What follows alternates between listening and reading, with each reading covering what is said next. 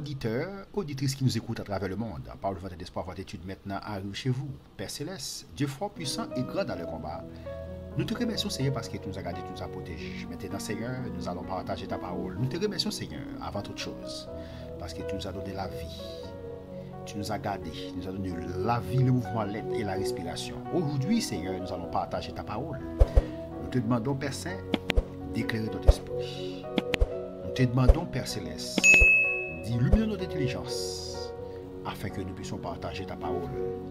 Parle, Seigneur, ton serviteur écoute. Nous te prions en vertu de mérite, mais au nom de Jésus, ton Fils qui vit au siècle des siècles. Amen. Nous remercions parce que tu es abonné avec Chanel Long, parce que vous suivez nous de près et de loin, et vous partagez études sur Facebook, dans tout groupe, sur différents réseaux sociaux. Nous remercions pour ça. Ou même qui peut abonner, nous demandons s'il vous plaît. Ou capable d'abonner sur Chanel Long. Capable d'abonner sur Chanel Long. Chaque semaine, on va recevoir études. Ou même qui déjà abonné, continuez à partager études dans tout groupe sur Facebook. Partagez études sur Instagram, sur Twitter, pour plus de monde capable de tendre l'évangile. Parce que nos missions, c'est pour nous partager l'évangile jusqu'à ce qu'il n'y ait pas encore sur la terre. Donc aujourd'hui, nous allons étudier, n'est-ce pas, un nouveau sujet, n'est-ce pas, sur la doctrine biblique qui est la sanctification. Donc nous avons déjà étudié la justification. Donc aujourd'hui, nous allons étudier ensemble la sanctification.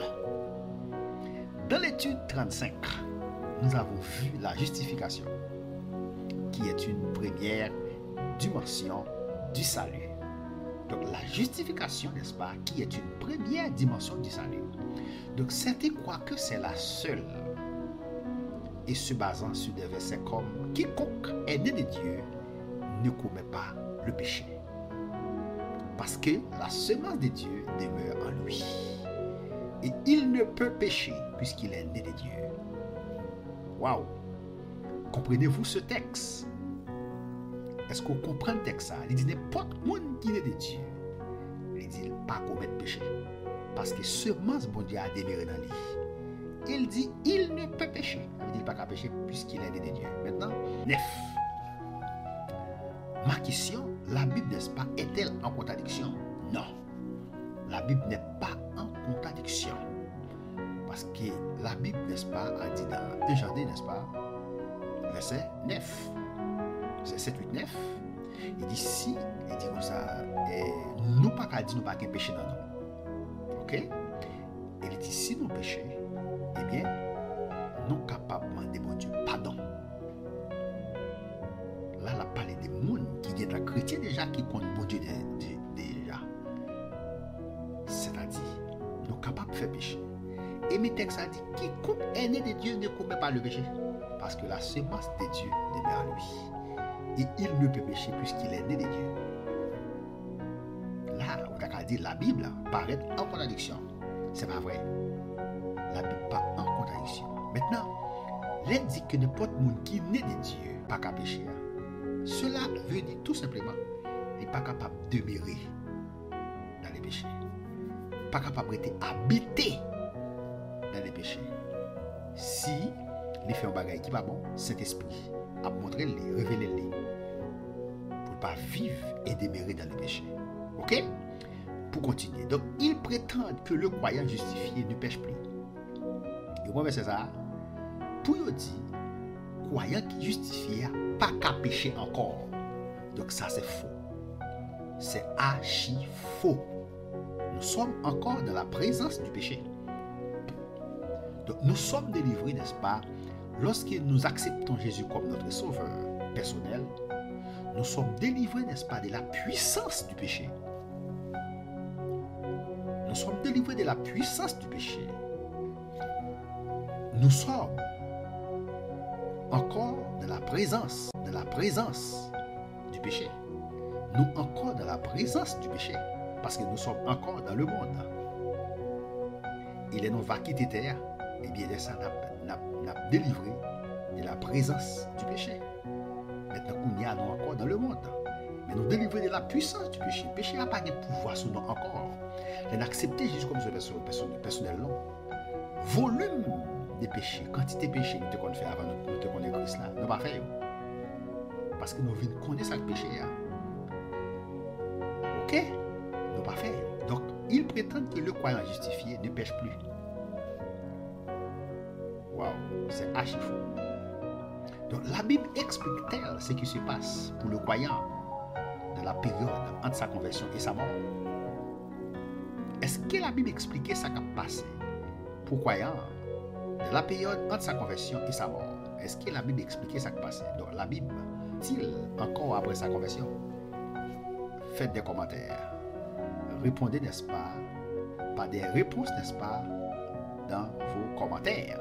Le croyant pêche-t-il encore après sa conversion? Est-ce que le croyant est capable de pêcher après le fin converti? Est-ce qu'il a fait bagaille qui va bon? C'est ça, ça veut dire. Est-ce qu'il a pêché? Le fin converti, est-ce qu'il n'est pas capable de pêcher encore? Ou bien est-ce qu'il est capable de faire pécher? On va vouloir dire que le texte qu'on a utilisé pour encourager le monde à pécher. Non, c'est pas ça la Bible dit. Le croyant pêche-t-il encore après sa conversion? Il y a des gens qui croient, croyant, l'elle fait convertir, il n'est pas qu'à pêcher encore. Il n'est pas qu'à faire bagaille qui pas bon. Si bagaille qui pas bon, c'est parce qu'il n'est pas chrétien. Ça, c'est archi faux. C'est pas ça la Bible dit. Regardons ensemble un texte avant d'aller plus loin. D'après 1 Jean 2, n'est-ce pas, verset 1 Jean 2. Et quoi? 1 Jean 2, verset 1. Ok? Ça, c'est l'apôtre Jean. Mais, il dit, mes petits-enfants. Ok? Mes petits-enfants, la parler là, hein? C'est l'église, hein? C'est chrétien. Il dit, mes petits-enfants, je vous écris ces choses afin que vous ne péchiez point. Vous allez dans verset 1, ou après ça, tape écrit. Il dit, je vous écris ces choses afin que vous ne péchiez point. On va écrire nos bagages, c'est pour ne pas pécher, pour ne pas jamais pécher. Et il dit, et si quelqu'un a péché, nous avons un avocat auprès du Père, Jésus-Christ le juste. Il dit, si on péché, nous avons un avocat. Qui est notre avocat? Jésus est notre avocat.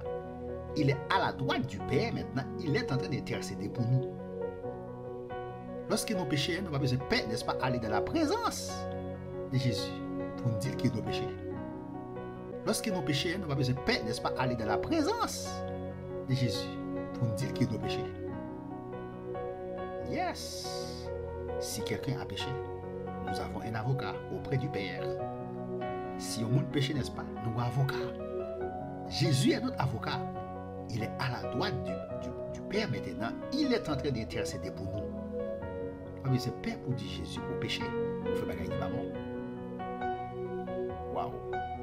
La question, les chrétiens pêchent-ils encore après sa conversion? Texte ça, les mots est clair. Chrétien, est-ce qu'il est capable de pécher après le fin de convertir? On nous regarde Matthieu 6, verset 9-13. Pour répondre à cette question, Matthieu 6. Matthieu 6.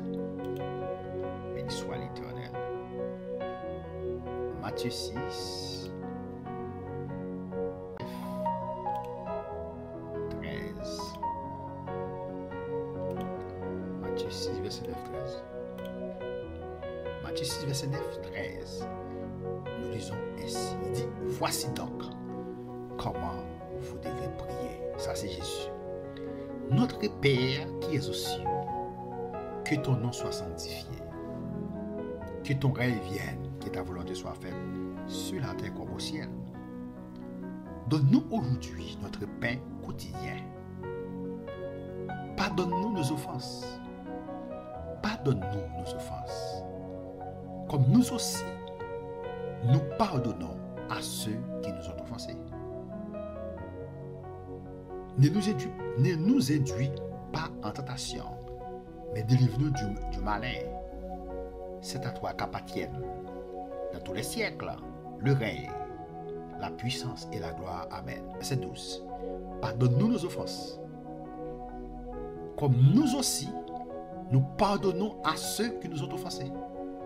Il dit, dans la prière, ça pour dire, c'est pour nous dire, pardonnez offenses. Donc pour nous-mêmes tout, nous pardonner à monde qui offensé non. Pardonne-nous nos offenses, comme nous aussi nous pardonnons à ceux qui nous ont offensés. Pardonnez offenses non, offenses non, pardonnez.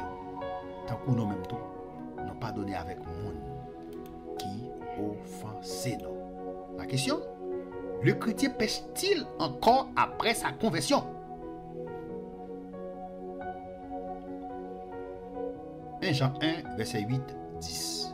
Pour continuer de répondre à cette question. 1 Jean 1, verset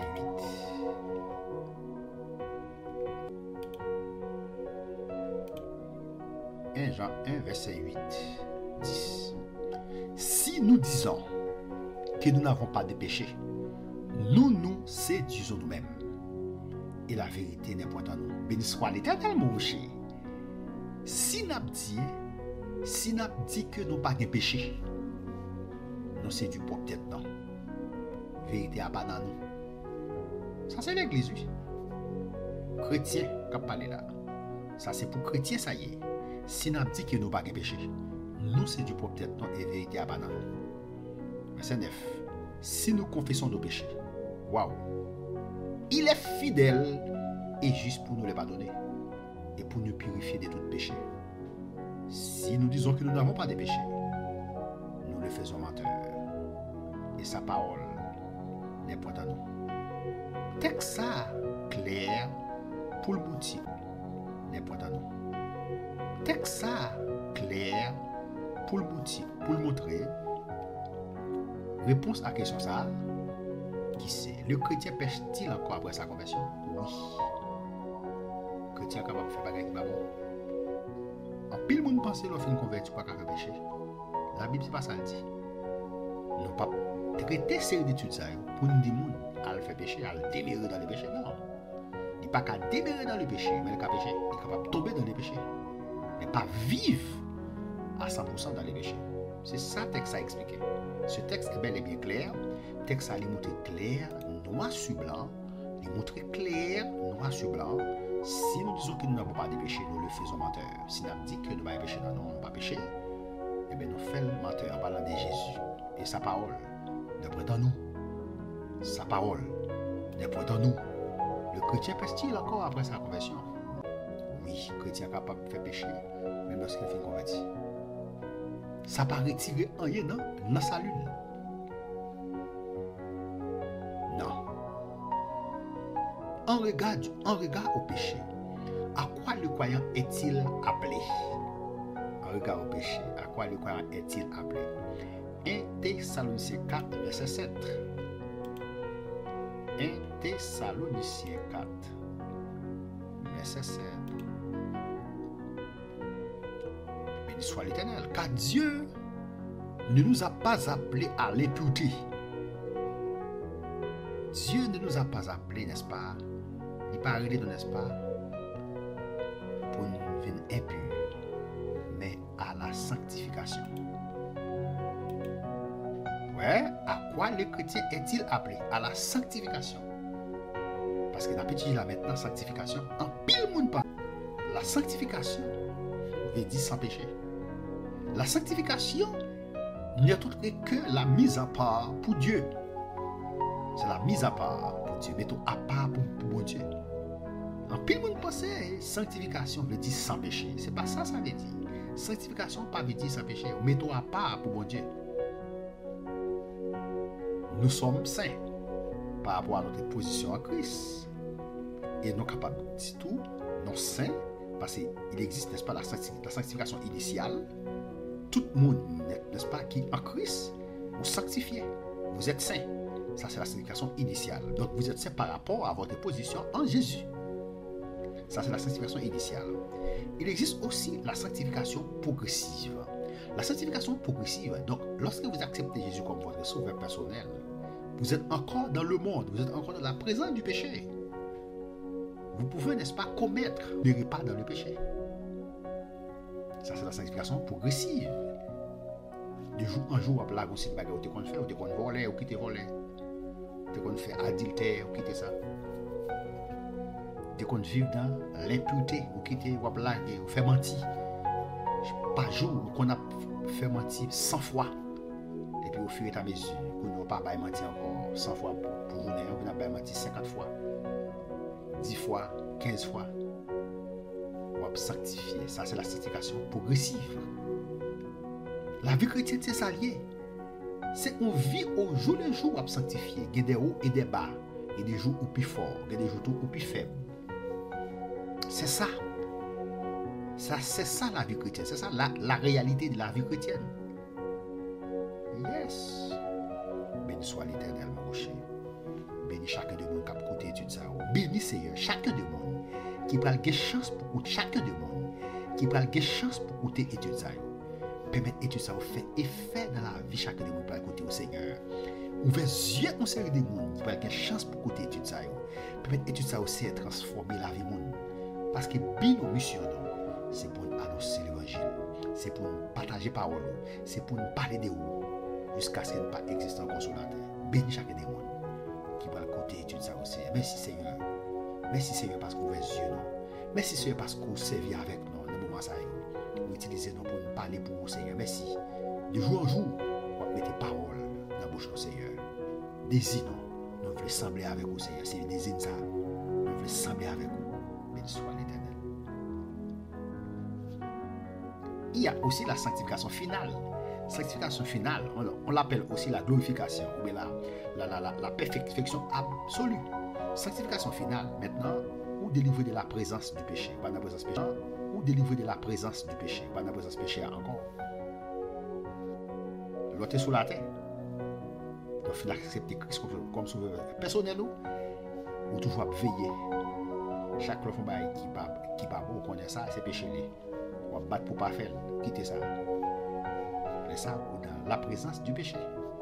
On va quitter terre ou mourir, quitter présence péché ou pas de présence péché encore. Ou atteindre la perfection absolue, on quitter la terre. Ce qu'on appelle la glorification. En plus, vous pensez que cette sanctification veut dire sans péché. Non. C'est la mise à part pour dire, on va mener une vie de sanctification au jour le jour. C'est là où tu continues à blaguer, on va blaguer. C'est là où tu continues à blaguer, on va quitter au jour le jour. On va blaguer des bagailles. Pour capable atteindre la sanctification. On va atteindre, on va sanctifier de jour le jour. Au jour le jour, on va sanctifier. En regard au péché, à quoi le croyant est-il appelé? À la sanctification. D'après 1 Thessaloniciens 4, verset 7. 1 Pierre 1, verset 14-16. Lisons ensemble. 1 Pierre 1, verset 14. 16.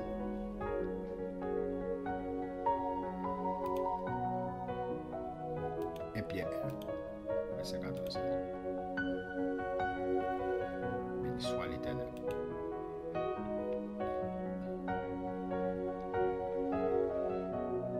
Et Pierre 1, verset 14-16. Verset 14. Comme des enfants obéissants, ne vous conformez pas aux convoitises que vous aviez autrefois. Ne vous conformez pas aux convoitises que vous aviez autrefois. Ça veut dire que il y a longtemps. Sur des qu'on fait avant des qu'on Christian. Quittez-vous. Ne vous conformez pas aux convoitises que vous avez autrefois. Quand vous dans l'ignorance, quand j'étais dans l'ignorance, ne sont pas de contre Christ. C'est normal. Pour faire péché, pour faire ces bagailles qui va. C'est ça que fait. Automatiquement, on sortit en Adam, on vient dans Christ. Tout ce qu'on fait avant de Christ, il n'y a pas donné. Il n'y a pas donné parce qu'on était dans l'ignorance. Maintenant, l'on accepte Christ. On pas dans l'ignorance encore. L'on accepte Christ, on péché avec connaissance. L'on pas ni Christ. On péché sans connaissance, sans faire ou pas dire par contre. Et ça fait l'on vient Christ pardonne. Car mon Dieu.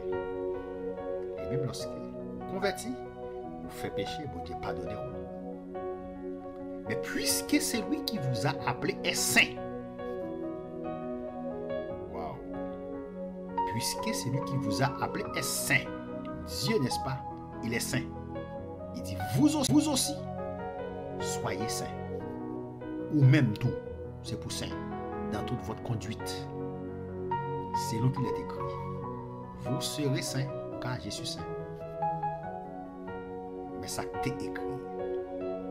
Dans l'Ancien Testament, il dit, soyez saints. Ça, c'est l'impératif, hein? Ça, c'est un ordre, c'est un commandement. Soyez saints. Il dit, vous serez saints, car je suis saint. Vous serez saints, car je suis saint. On dit ça, on appelle maintenant la sanctification. Sanctification, pas veut dire sans péché. Non. C'est la mise à part pour Dieu. Que Dieu vous bénisse. Que Dieu vous garde. Que Dieu vous protège. C'était votre serviteur, Jean Frisnel Pétion, qui était en train de partager avec vous la parole de Dieu. Restez avec la paix de Dieu. Alléluia. Restez avec la grâce de Dieu. Restez avec la présence de Dieu. Continuez, n'est-ce pas, à partager nos études. Et continuez à aimer, n'est-ce pas, notre page YouTube. Si vous n'avez pas encore abonné à ma page YouTube, abonnez-vous maintenant. Abonnez-vous maintenant. Alléluia. Vous devez activer, n'est-ce pas, la cloche des notifications pour recevoir, n'est-ce pas, chaque nouvelle étude. Alléluia. Que nous allons poster sur YouTube. Merci. À la prochaine pour une prochaine vidéo.